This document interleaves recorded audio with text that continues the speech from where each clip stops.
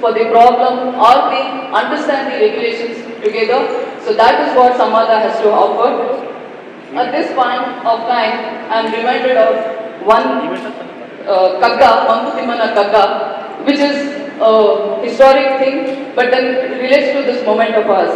It says, ನನಗರಿಯುವುದು ಅಲ್ಪ, ನಿನಗರಿಯುವುದು ಅಲ್ಪ, ಮತ್ತೊಬ್ಬನಿಗೆ ಬೇರೆ, ಮನುಜನ ಬುದ್ಧಿಯ ಶಕ್ತಿಗವಧಿ ಎಷ್ಟೇ ನೆನೆಸು. ವಿನಯದಿ ಅನುಭವನು ತೂಗಿ ನೋಡುವುದೊಳಿತು, ಮನವ ಬಿಚ್ಚಲು ಸತ್ಯಕ್ಕೆ Mankutimma. Which means that individual knowledge is limited and bounded. Only when you come across together, sit across, argue, debate and learn is what will happen, what you can realize the real truth, and at the end of it you will be the winner. ನನ್ನ ಹೆಸರು ಕವಿತಾ ಅಂತ, chairperson Bengaluru branch of institute of chartered accountants of India. ಇವರು ಶ್ರೀಪಾದ್ ಅಂತ, secretary Bengaluru branch chartered accountants ಅಸೋಸಿಯೇಷನ್ದು. ಇವತ್ತಿನ ದಿನ ನಾವು ಸಂವಾದ ಅಂತ ವಾರ್ಷಿಕವಾದ ಸಮಾವೇಶ, 2 ದಿನಗಳ ವಾರ್ಷಿಕ ಸಮಾವೇಶಕ್ಕೆ ಇಲ್ಲಿ ಎಲ್ಲ ನಾವು ಸೇರಿದ್ದೀವಿ. ಇದು ಕರ್ನಾಟಕದಾದ್ಯಂತ ಚಾರ್ಟರ್ಡ್ ಅಕೌಂಟೆಂಟ್ಸ್ ಬಂದಿದ್ದಾರೆ. ಸುಮಾರು 2,000 ಮಂದಿ ಚಾರ್ಟರ್ಡ್ ಅಕೌಂಟೆಂಟ್ಸ್ ಇಲ್ಲಿ ಬಂದು ಇವತ್ತು 2 ದಿನವರೆಗೂ ಎಲ್ಲ ನಮ್ಮ ಪ್ರೊಫೆಷ್ನಲ್ ಇಂಟ್ರೆಸ್ಟ್ ಟಾಪಿಕ್ ಇರುವಂಥದ್ದು ಇವತ್ತು 2 ದಿನದಲ್ಲಿ ಚರ್ಚೆ ಮಾಡಿ ಎಲ್ಲರೂ ಕಲ್ತ್ಕೊತಾರೆ.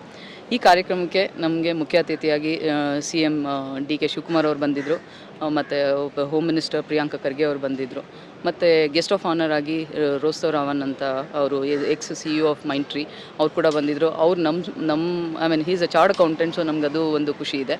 ಅದಲ್ಲದೆ ಅವ್ರ ಜೊತೆ ಪೊನ್ನಣ್ಣ ಅಂತ ಪೊಲಿಟಿಕಲ್ ಸೆಕ್ರೆಟರಿ ಅವ್ರು ಕೂಡ ಬಂದಿದ್ದರು.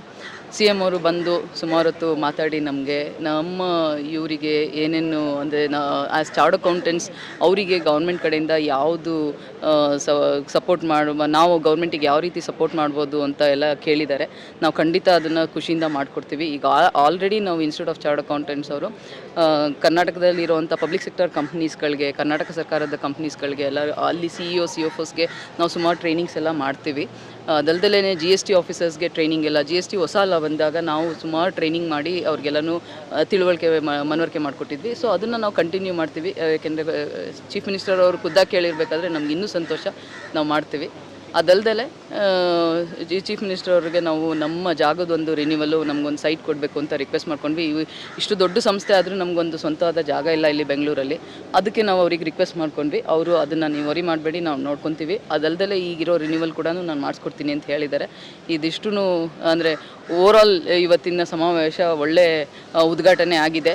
ಅವ್ರು ಹೇಳ್ದಂಗೆ ಅವ್ರು ಹಚ್ಚಿದ ಜ್ಯೋತಿ ನಮಗೆ ಮೋಸ್ಟ್ಲಿ 2 ದಿನವರೆಗೂ ಚೆನ್ನಾಗಿ ಅದಲ್ದಲೇ ಮುಂದಕ್ಕೆ ಒಳ್ಳೆ ನಾಂದಿ ಮಾಡುತ್ತೆ ಅಂತ ನಾವು ನಂಬಿದ್ದೀವಿ.